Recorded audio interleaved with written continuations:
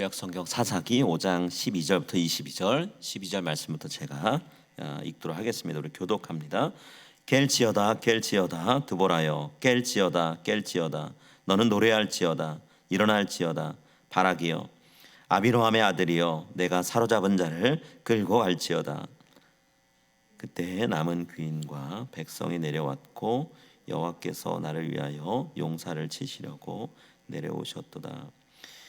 에브라임에게서 나온 자들은 아말렉에 불이 박힌 자들이요, 베냐민은 백성들 중에서 너를 따르는 자들이요, 마길에서는 명령하는 자들이 내려왔고 스불론에게서는 대장군의 지팡이를 잡은 자들이 내려왔도다. 이사갈의 방백들이 드보라와 함께하니 이사갈과 같이 바락도 그의 뒤를 따라 골짜기로 달려 내려가니 르우벤 시냇가에서 큰 결심이 있었도다. 내가 양의 우리 가운데 앉아서 목자의 피리 부는 소리를 들음은 어찌 됨이냐. 르우벤 시냇가에서 큰 결심이 있었도다. 길르앗은 요단강 저쪽에 거주하며 타는 배에 머무름이 어찌 됨이냐. 아셀은 해변에 앉으며 자기 항만에 거주하도다. 스불론은 죽음을 무릅쓰고 목숨을 아끼지 아니한 백성이요, 납달리도 들의 높은 곳에서 그러하도다. 왕들이 와서 싸울 때 가나안 왕들이 무깃도 물가 다한악에서 싸웠으나 은을 탈취하지 못하였도다. 별들이 하늘에서부터 싸우되 그들이 다니는 길에서 시스라와 싸웠도다. 기손강은 그 무리를 표류시켰으니 이 기손강은 옛 강이라. 내 영혼아, 내가 힘있는 자를 밟았도다. 함께 읽습니다. 그때에 군마가 빨리 달리니 말굽소리가 땅을 울리도다. 아멘.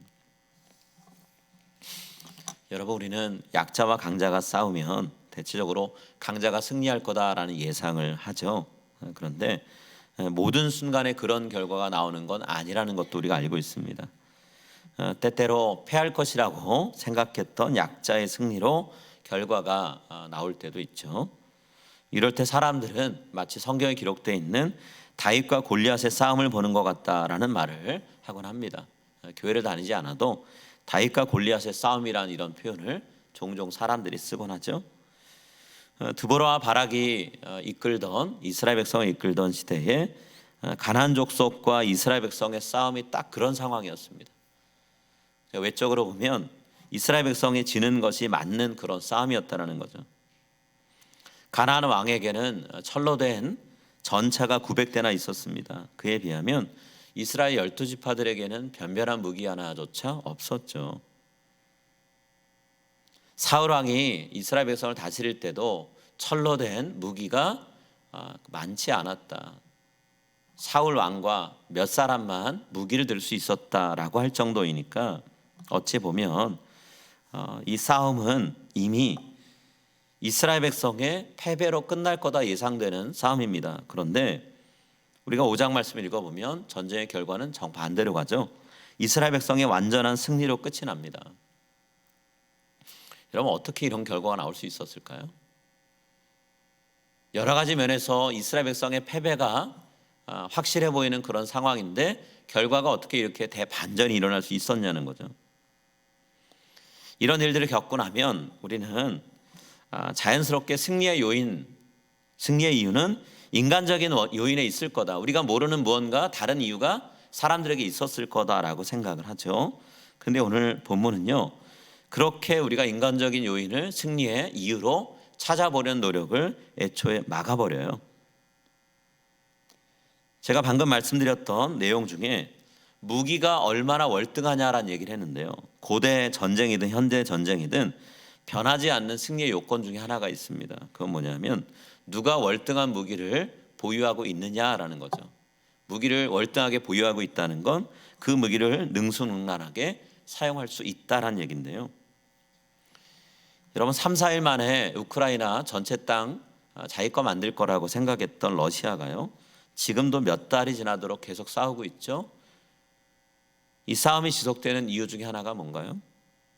러시아가 포기하지 않기 때문일 수도 있지만 미국을 비롯한 서방 국가들이 우월한 무기 체계를 바탕으로 우크라이나를 지원하기 때문이죠.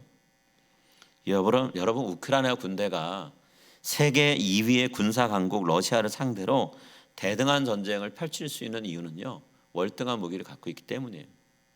드론을 통해 공격하고 그리고 쉽게 운반할 수 있는 대전차 무기를 갖고 있기 때문이라는 거죠. 그런데 오늘 우리가 가나안 족속과 싸우고 있는 이스라엘 12지파를 생각해 보면 그런 첨단 무기 체계는 갖고 있지 않아요. 오히려 가나안 족속이 더 월등한 첨단 무기를 갖고 있습니다. 철로 된 전차라는 것, 전쟁에서는 승리를 보장하는 최고의 무기죠. 그렇기 때문에 이스라엘에 없는 월등한 무기를 갖고 이겼다라고 말할 수는 없는 거죠. 승리의 요인으로 월등한 무기는 아니라는 거예요. 그러면 이스라엘 백성들이 이길 수 있었던 이유가 어떤 거 있을까요? 이스라엘 백성들이 단합된 힘을 가지고 결사항전을 했기 때문에 이겼던 걸까요? 그렇지도 않죠. 전력이 한치에 밀리는 군대들이 때때로 죽기 살기로 힘 모아 싸워서 전쟁에서 승리하는 경우들이 종종 있어요. 또 같이 모여서 본인들이 익숙한 지형지물을 이용해서 획기적인 전략을 수립한 결과로 승리하는 경우도 있습니다. 약자라고 해도 그런 경우가 있다는 거예요.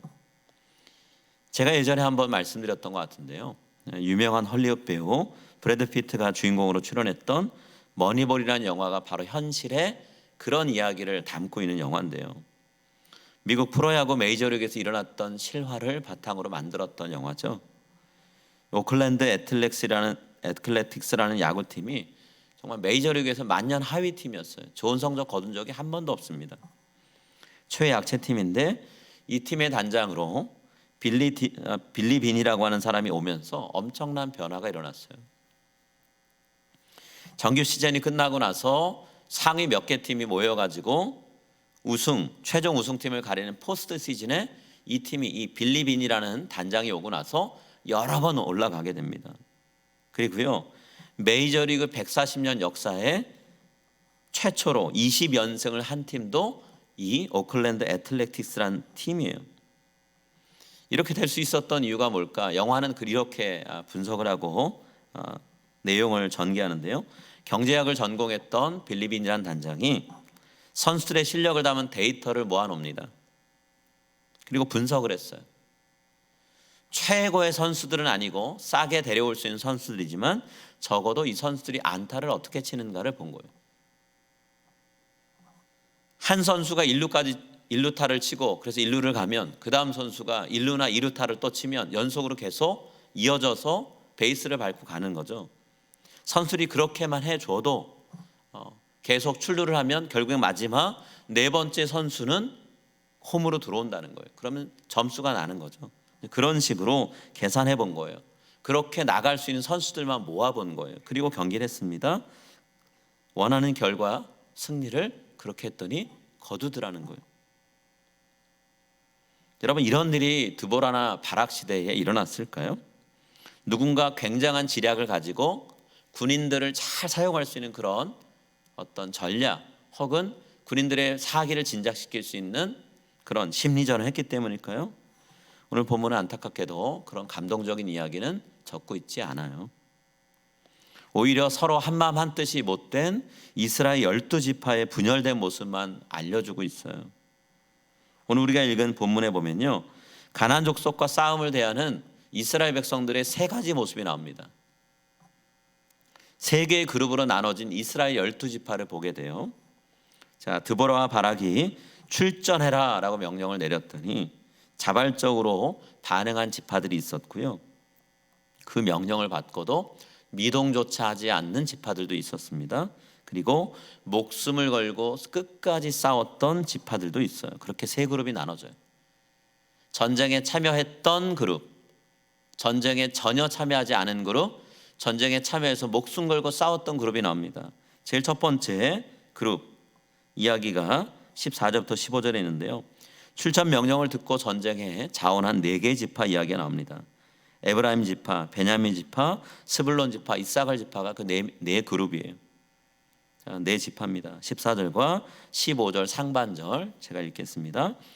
에브라임에게서 나온 자들은 아말렉에 불이 박힌 자들이요, 베냐민은 백성들 중에서 너를 따르는 자들이요, 마길에서는 명령하는 자들이 내려왔고 스불론에게서는 대장군의 지팡이를 잡은 자들이 내려왔도다. 이사가랴의 방백들이 함께하니. 네 개의 지파는 전투의 장소에 모이라 했을 때 예라고 얘기하고 모였습니다. 그런데 이들과는 다르게요, 함께 싸워 가나안을 이기자는 제안에 반응조차 하지 않은 네 개의 지파가 그 다음에 바로 이어져 나와요. 르우벤, 길르앗, 단, 아셀 네 개의 지파입니다. 15절 하반절부터 17절까지에 또 이들에 대한 소개가 있습니다.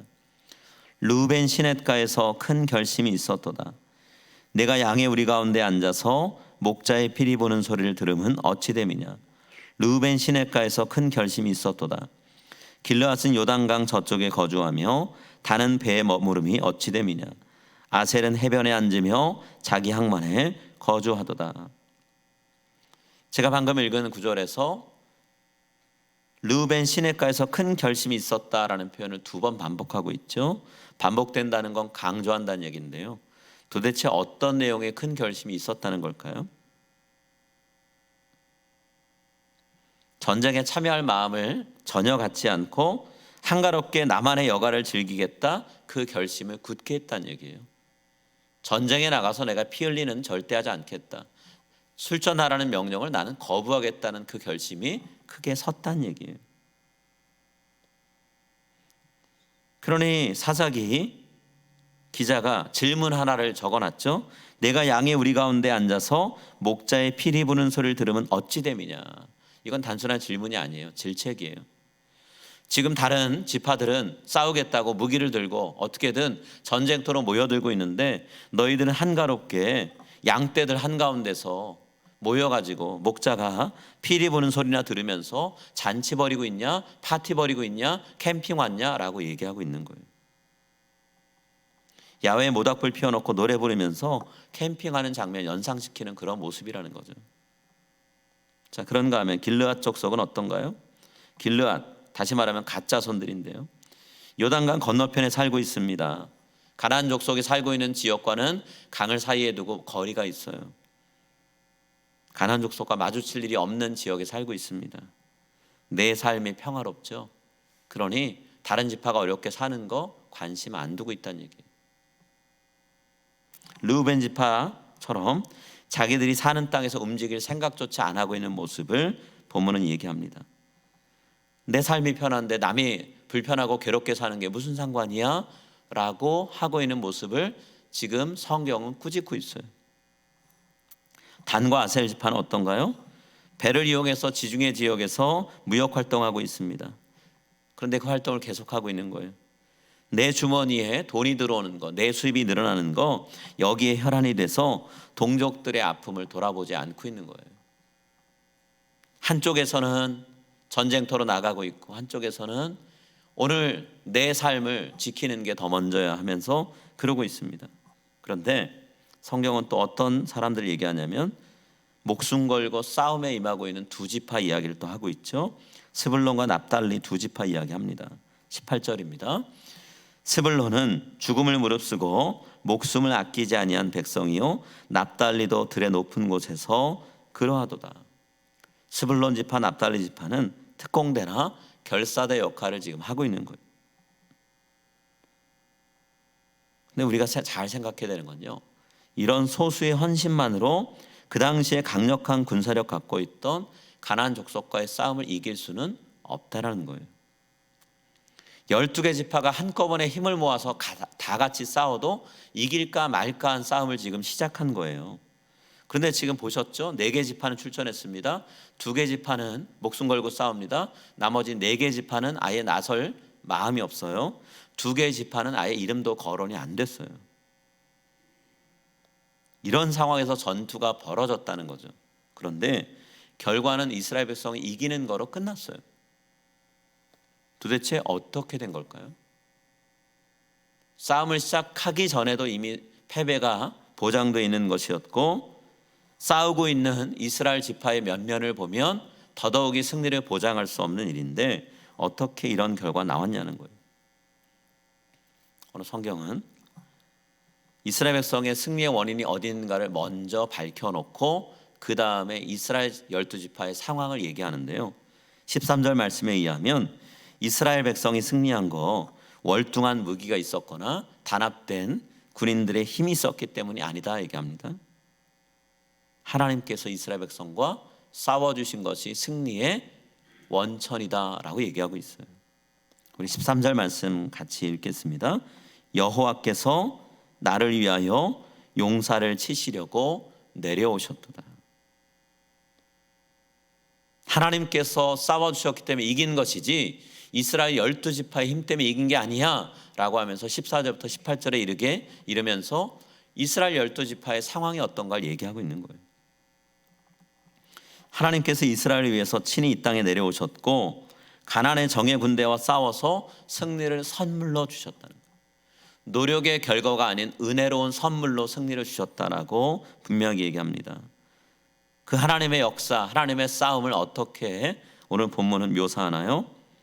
하늘에 있는 별, 하나님의 사자를 이 땅에 보내셔서 메마른 땅인 기손강, 메마른 와디, 우기에나 겨우 비가 내려서 강물을 이루는 기손강에 거센 물결이 일어나게 하시고 가나안의 전차를 이끌던 말들이 그 물결에 휩쓸려서 떠내려가게 하셨다라고 얘기합니다.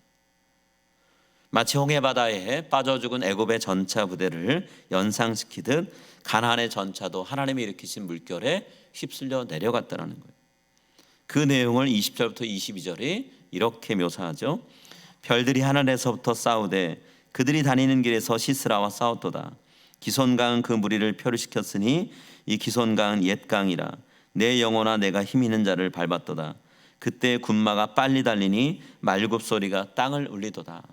살아보려고 말들이 물결 밖으로 나가려고 열심히 발굽 치는 소리, 달리는 소리가 들리지만 그러나 그 소리도 얼마 지나지 않아 사라지는 거죠. 오늘 이스라엘 백성의 승리는 하나님의 싸우신 것이다, 내려와서 함께 하신 것이다 라고 얘기합니다. 그것을 13절에 선포하고 맨 끝부분 20절부터 22절에 또다시 한번 구체적으로 묘사합니다. 그래서 가운데 담겨있는 내용, 이스라엘 12지파의 이야기는 승리의 원인이 아니라는 걸 오늘 사사기 기자는 명확히 얘기하고 있어요. 여러분, 우리도 살면서 전쟁 치르는 것 같은 인생을 살게 되죠. 치열한 일들을 겪습니다. 도저히 내 힘으로 감당할 수 없고 이길 수 없다는 고백을 할 때가 자주 생겨요. 그런 일들을 우리 힘으로는 극복할 수 없다라고 하는, 도저히 할 수 없다는 생각이 찾아오는 때가 분명히 있습니다. 그때 오늘 우리가 읽은 이 사사기 말씀을 기억했으면 좋겠어요. 하나님께서 친히 싸워주실 때 그때는 우리 힘으로는 패배할 수밖에 없는 싸움이지만 승리가 있을 것이다 라는 것을 우리가 믿고 갔으면 합니다. 내가 싸우면 지는 게 뻔하지만 하나님이 함께 싸워주시면 이길 수 있다는 믿음을 갖고 우리가 나아갔으면 좋겠어요. 한 미국 선교사님이 남미로 파송받아서 가셨어요. 근데 파송받아 갔는데 어느 날 안데스 산맥 스키 리프트를 타고 산 정상까지 올라갔어요. 휴가를 얻어서 올라간 거 아니에요. 혹은 스키를 타보려고 휴일에 올라간 것도 아닙니다. 시야가 탁 트여서 산 아래가 내려다 보이는, 정말 바라만 봐도 전율이 느껴지는 그런 장소에 선교사님이 올라와 있지만 선교사님의 마음은 편한 상태로 올라온 게 아니에요. 그 자리에 서 있는 선교사님의 마음은 막막하고 외롭다 여겨지는 그런 상황에서 그 리프트를 타고 올라갔다는 거예요. 왜 이분이 여기까지 올라왔냐면 온 가족이 우루과이에 있는 몬테비에로라는 곳으로 파송을 받았습니다. 근데 사역을 감당하는데 선교하는 그 지역에서 테러를 당하게 생긴 위험에 처한 거예요. 곧 죽을 수도 있고 가족들이 다칠 수도 있는 상황이에요. 그래서 몸을 피해서 안전한 곳으로 오다 보니까 이 산 꼭대기까지 올라오게 된 거예요.